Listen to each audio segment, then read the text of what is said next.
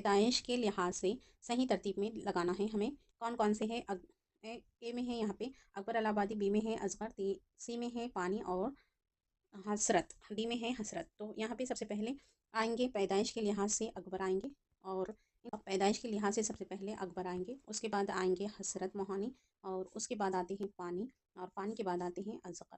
तो यहाँ पे पहले अकबर, तो यहाँ पे अकबर आएंगे 1846, और इसके बाद है 1878, 78 में आएंगे, और 1879 में आएंगे पानी, 1879, और 1884 ये आएंगे असगर।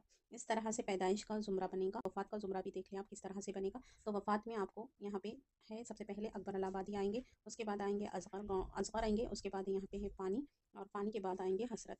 तो यहाँ पे पहले अकबर है 1921, उसके बाद आते हैं असगर जो है 1936, उसके बाद है यहाँ पे पानी जो 1941, और उसके बाद है हसरत मोहानी, ये 1951।